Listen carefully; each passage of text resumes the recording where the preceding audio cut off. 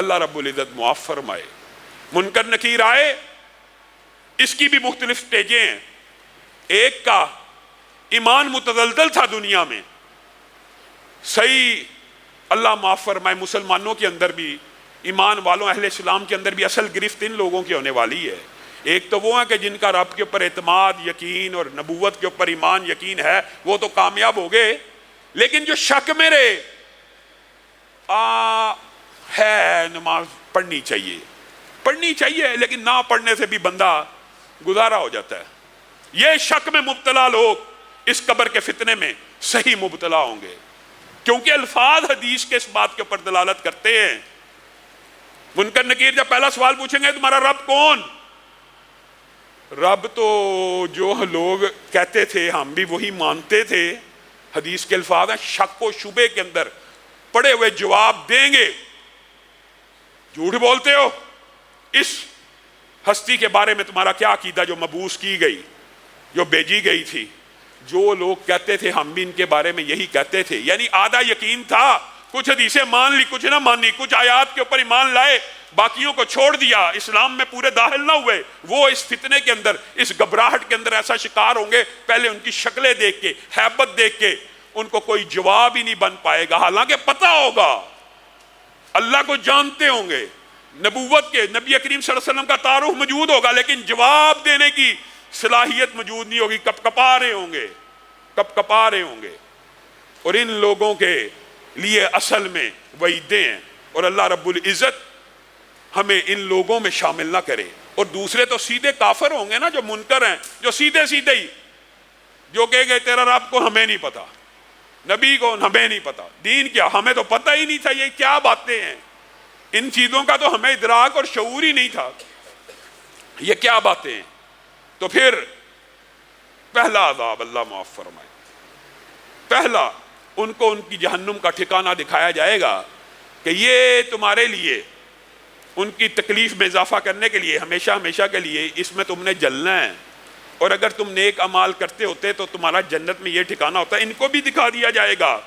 دوسرا عذاب سب سے پہلے جو آٹومیشن کا سسٹم پہلے آپ کے سامنے رکھا، سب سے پہلے ان کے اوپر وہی لاگو ہوگا، قبر ان کو آپس میں ایک سائیڈ کا حصہ دوسری سائیڈ کا جو مومن کے لیے کشادہ ہوگی، کم از کم 60 فٹ 105 فٹ حد نکاح تک، یہاں پہ کشادہ ہونے کی بجائے تنگ ہونا شروع ہو جائے گی، تنگ ہوتے حدیث کے الفاظ ہیں، دونوں جہتیں آپس میں مل جائیں گی اور پورے کا پورا انسانی بدن ان چند ملی میٹر کے اندر پھیل جائے گا، پھر کشادہ کی جائے گی، پھر جسم تندرست ہو جائے گا۔ اور یہ ایک عذاب نہیں ہے، عذاب قبر کے اندر متعدد ہیں جو پیش آنے ہیں، یہی عذاب سن کے صحابہ زارو کتار رو رہے ہیں۔ دوسرا عذاب، اچھا ایک اندھا اور بہرا حدیث کے الفاظ ہیں، فرشتہ ان کے اوپر مسلط کیا جائے گا جس کے ہاتھ میں ایک گرز ہوگا، اور وہ گرز حدیث کے الفاظ ہیں اگر کسی پہاڑ کے اوپر وہ مارے فرشتہ تو پہاڑ ریزہ ہو جائے، مٹی بن جائے، تراب کی شکل اختیار کر لے۔ اس کے ماتھے کے اوپر دونوں کانوں کے درمیان اس کو بٹھا کر اس کے ماتھے کے اوپر اس گرز کو جب لگایا جائے گا، اگر پہاڑ مٹی ہو جائے گا تو بندہ مٹی نہیں ہوگا، حدیث کے الفاظ ہیں کہ ریزہ ہو کے بکھر جائے گا، ہر عضو جھڑ جائے گا، جسم کے تار بکھر جائیں گے، پھر سیدھا کر دیا جائے گا، پھر مارا جائے گا، پھر سیدھا کر دیا جائے گا۔ یہ عذاب بھی قیامت تک ہوتا چلا جائے گا، قبر کے دبوچنے کا عذاب بھی قیامت تک ہوتا چلا جائے گا۔ کیا دو ہیں؟ نہیں، نبی کریم صلی اللہ علیہ وسلم نے ارشاد فرمایا پھر انہی عذابوں میں مزید عذاب ایڈ کیا جائے گا، اژدھوں کا اور بچھوؤں کا۔ آپ جو قبرستان میں اژدھے اور بچھو دیکھتے ہیں، شاید انہی کی مماثلت سے رسول اللہ صلی اللہ علیہ وسلم نے لوگوں کو سمجھانے کے لیے یہ بات بھی بیان کی کہ یہ قبرستانوں میں تمہیں جو نظر آتے ہیں یہ حقیقت میں بھی قبروں کے اندر موجود ہوں گے، لیکن ان کے جو عذاب اور زہر ہیں ان سے کیسے فرق ہوں گے؟ صحیح حدیث کے الفاظ ہیں ایک قبر کے اندر متعدد بچھو اور سانپ ہوں گے، متعدد، ایک نہیں، اور ایک بچھو بھی اگر ان میں سے انسان کو کاٹے گا قبر میں تو قیامت تک اس کی درد محسوس کرے گا، اور اگر ان اژدھوں اور بچھوؤں میں سے ایک بھی زمین کے اوپر آ جائے، ایک بھی، اور صرف کیا کرے؟ سانس لے لے، تو پوری زمین جو اتنی کلومیٹر طویل ہے اس پوری زمین کے اوپر سبزہ نہ ہو سکے گا. کیا یہ دیکھی جائے گی؟ قبر میں جائیں گے تو پتہ لگے گا عذاب قبر ہے یا نہیں ہے. قبر میں جائیں گے تو پھر نمٹ لیں گے. کیا ان عذابوں کے لیے تیار بیٹھے ہوئے ہیں؟ نبی کریم صلی اللہ علیہ وسلم نے کہا اسی پر بس نہیں، جہنم سے آگ کا بستر لایا جائے گا، جہنم سے آگ کا کفن لایا جائے گا جو اسے پہنا دیا جائے گا. اور قبر کے ازدے کے بارے میں بھی ایک حسن درجے کی روایت ملتی ہے کہ ایک ازدے 99 ازدے ہوں گے، 99، اور ایک ازدے کے 70 سر ہوں گے، اور ان سروں میں اور بعض روایات میں 70 منہ ہوں گے، اور ہر منہ میں 7 سر ہوں گے. یعنی اتنا خوفناک اور بھیانک اور عبرت انگیز منظر ہوگا. اور یہ انہی عذابوں کا شکار ہو رہا ہے. ایک نہایت بدی شکل کا بدصورت اور کریہ مخلوق کو دیکھے گا جو نہایت بدبودار ہوگی، دہشت زدہ ہو جائے گا، پہلے ہی عذابوں میں کا شکار ہے. تو کون ہے؟ میں تیرے ہی برے اعمال ہوں، میں تیرے ہی برے اعمال ہوں. اس وقت یہ بندہ جو آخری الفاظ قبر میں کہے گا ربی لا تقم الساعہ، ربی لا تقم الساعہ، اے اللہ جو عذاب اب یہاں پہ ہو رہے ہیں تو کل قیامت کو قائم نہ کری.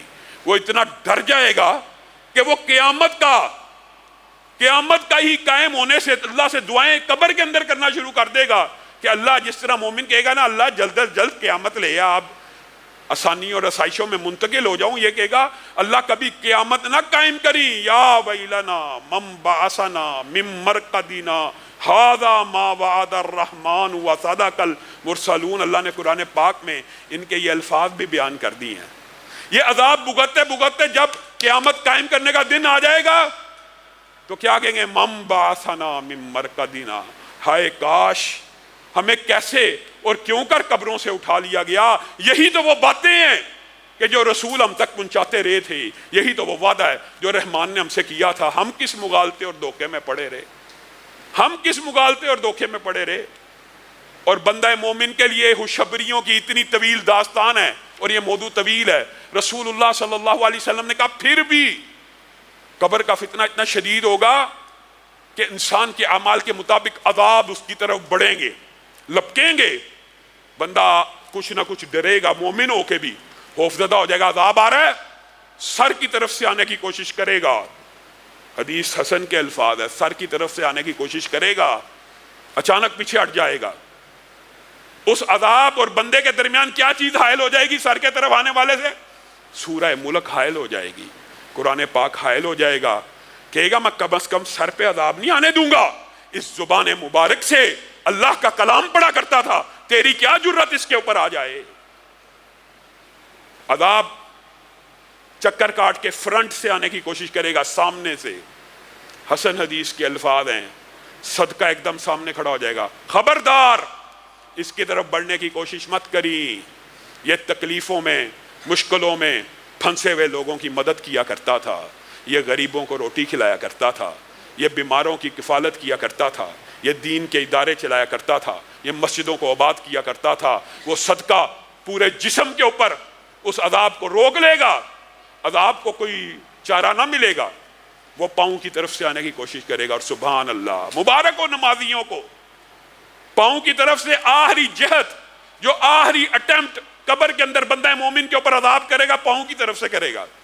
اور پاؤں کی طرف سے آنے کی کوشش کرے گا تو رسول اللہ صلی اللہ علیہ وسلم نے فرمایا اس کی نمازوں کے اٹھتے ہوئے قدم اس عذاب کے سامنے کھڑے ہو جائیں گے. خبردار، تجھے نہیں پتا کس ہستی کے اوپر آ رہا ہے. یہ قدم مسجدوں کی طرف اٹھا کرتے تھے، یہ اذان کے بعد نمازوں کے لیے چلا کرتے تھے. تیری جرت کیسے ہوئی؟ ان کی طرف بڑھ جا. اللہ تعالیٰ ہمیں بھی قبر کے اندر اعمال صالحہ کا ساتھ نصیب فرمائے، قرآن کا ساتھ نصیب فرمائے، صدقے کا ساتھ نصیب فرمائے، ہماری نمازوں کا ساتھ نصیب فرمائے. میرے بھائیو، یہ وہ حقیقتیں ہیں، یہ وہ حقیقتیں ہیں جس کا آپ نے اور میں نے کل اپنی زندگی کے اندر مشاہدہ کرنا. اللہ رب العزت ہمیں خوش نصیبوں میں فرما، ہمیں ان لوگوں میں فرما جن کی قبر تحت نگاہ کشادہ ہو جائے، ہمیں ان لوگوں میں فرما جن کے بچھونے اور بستر جنت سے آئیں، ہمیں نعمت العروس نصیب فرما. سبحان ربک رب العزت عما یصفون.